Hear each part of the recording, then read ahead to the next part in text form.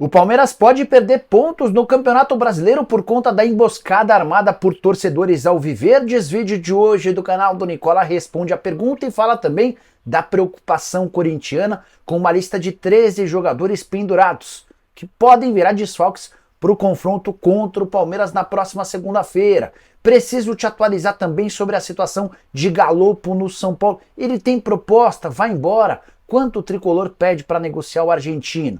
Para completar uma das maiores injustiças do futebol nos últimos tempos, o não prêmio, a ausência de Vinícius Júnior como o melhor do mundo. Os caras conseguiram tirá-lo do primeiro lugar. Falo também sobre o Cruzeiro, de olho em um zagueiro paraguaio. Tem informação importante envolvendo o Atlético Mineiro, que decidiu trocar todo o seu gramado às vésperas da final da Copa do Brasil. Já o Botafogo não deve ter torcida para o confronto contra o Peñarol. Isso sem falar nas últimas do mercado, bastidores, finanças e muito mais.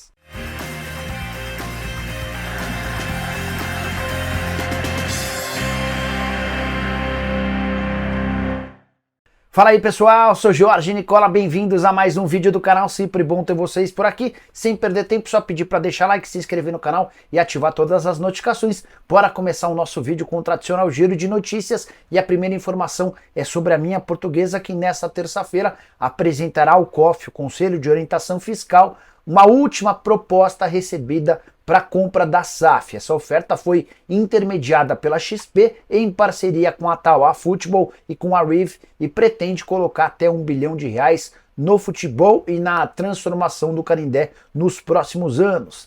Já Erik ten Hag não é mais técnico do Manchester United.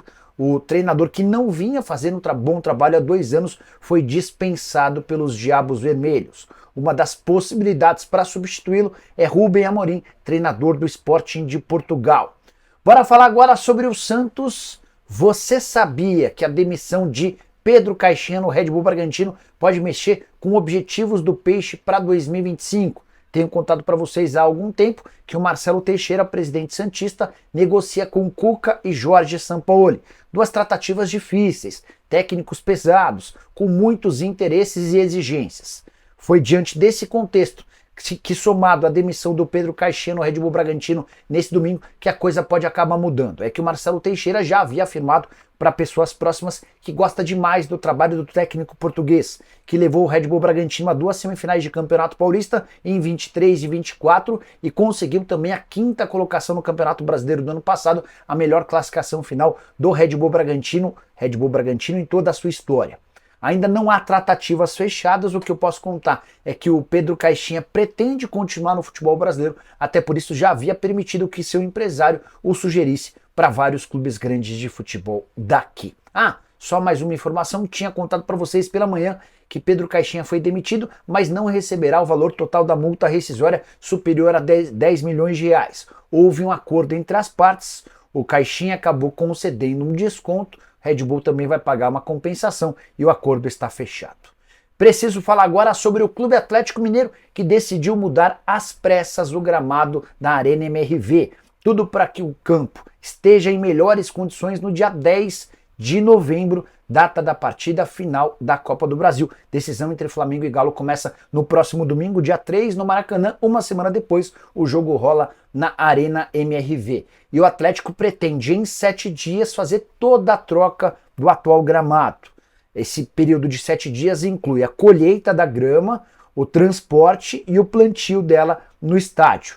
Essa grama vai ficar sob um piso de areia e a expectativa, a certeza, é de que o gramado terá muito melhores condições do que o atual. Vale a lembrança, já havia contado para vocês que o Atlético cancelou mais de 50 eventos ao longo do ano, exatamente para não deteriorar um gramado que já foi super criticado. Para o próximo ano, a estratégia do Atlético é ter um gramado artificial para que esse gramado possa receber jogos e também a realização de uma série de eventos.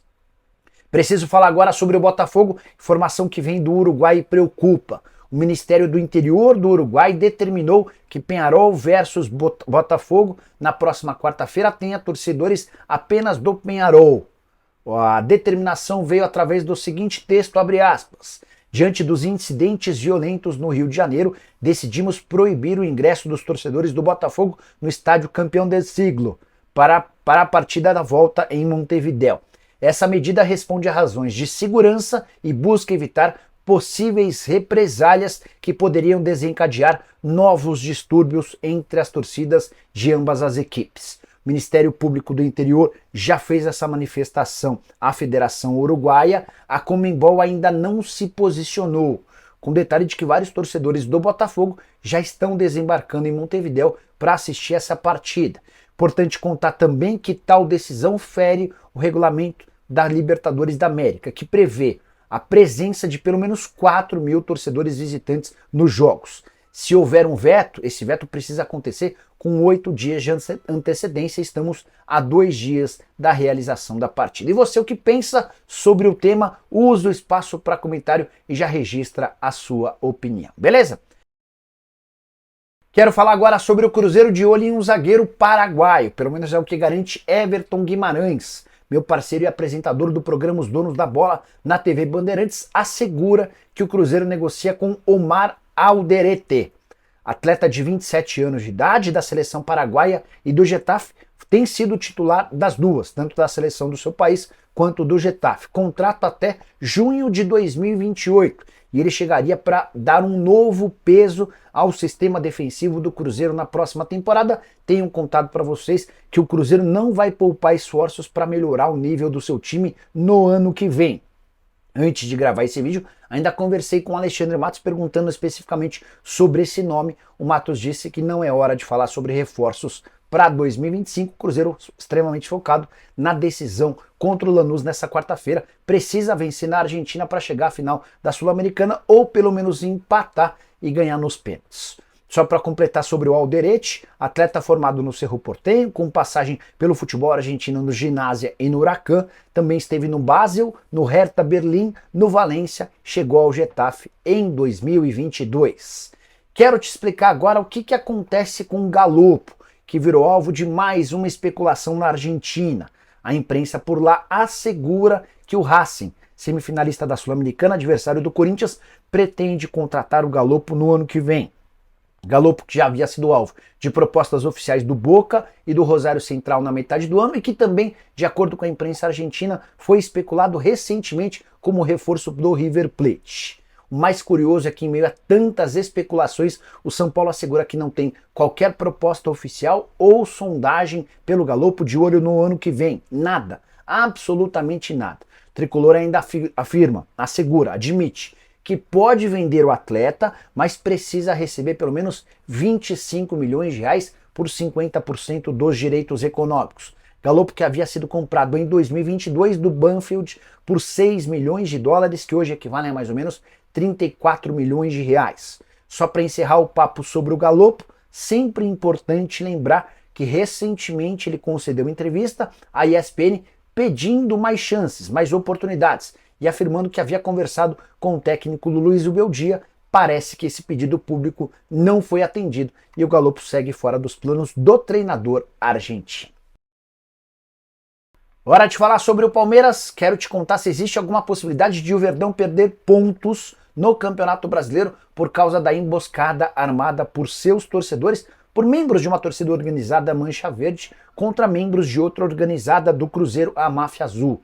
Esse episódio triste aconteceu de sábado para domingo na rodovia Fernão Dias, nada a ver com jogos nem do Palmeiras nem com o Cruzeiro. Torcedores do Cruzeiro voltavam de Curitiba, onde haviam assistido a derrota por 3-0 para o Atlético Paranaense. O Palmeiras havia jogado no sábado em seu estádio contra o Fortaleza.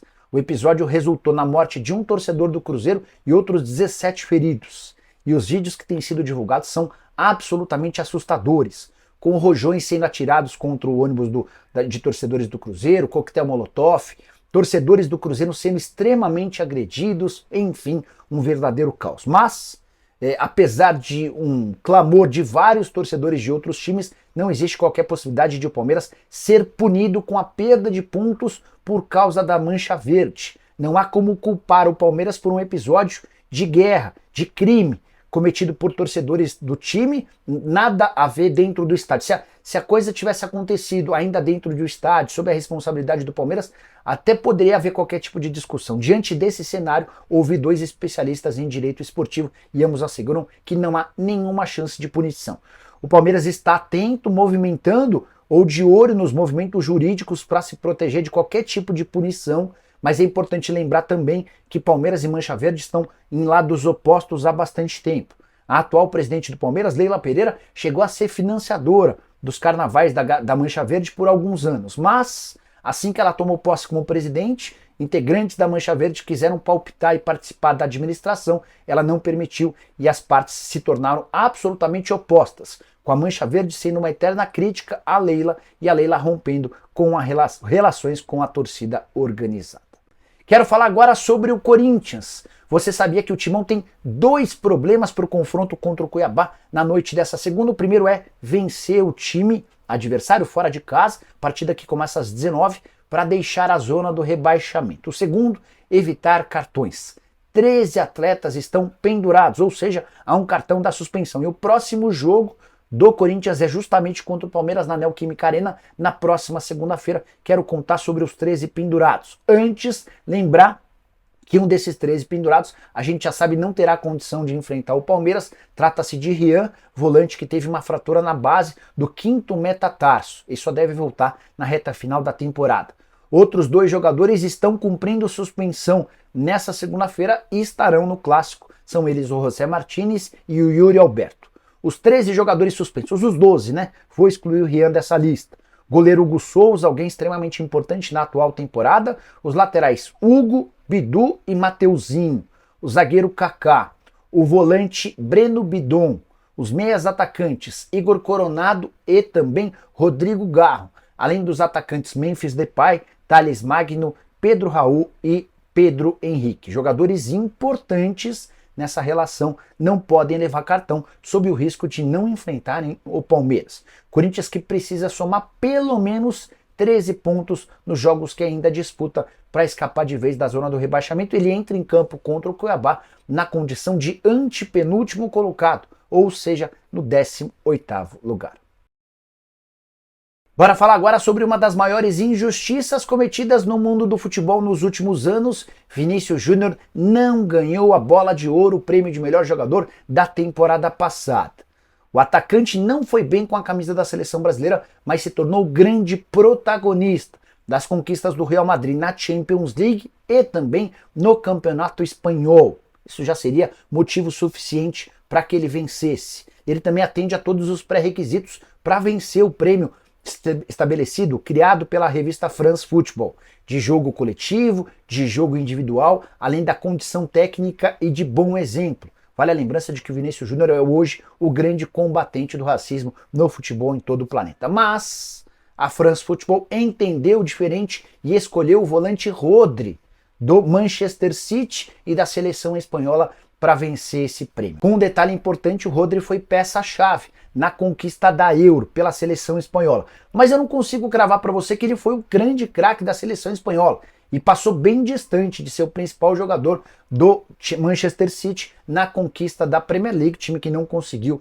avançar na Liga dos Campeões. Eu não vejo nenhum motivo para a vitória do Rodri. Até separei os números de Vinícius Júnior e Rodri para colocar para vocês. O Rodri disputou 50 partidas com 9 gols e 13 assistências. Já o Vinícius Júnior pelo Real Madrid foram 39 jogos, 24 gols e 9 assistências. Só para complementar, em protesto à premiação, à escolha do Rodri, o Real Madrid não enviou nenhum representante à festa em Paris e publicou o seguinte texto, abre aspas, a bola de ouro não representa o Real. Na chegada do Rodri à festa, lá em Paris, torcedores, manifestantes, começaram a gritar que Vinícius Júnior era a bola de ouro e vaiaram a presença do volante espanhol. Gostaria que você usasse o espaço para comentário para dizer o que você pensa sobre esse prêmio. Você concorda, discorda? Houve racismo? Por que o futebol brasileiro não tem tido representantes? E aí só mais uma última lembrança, Vinícius Júnior já havia feito grande temporada passada e não figurou nem sequer entre os 3 melhores. A gente fica por aqui. Abraço, tchau!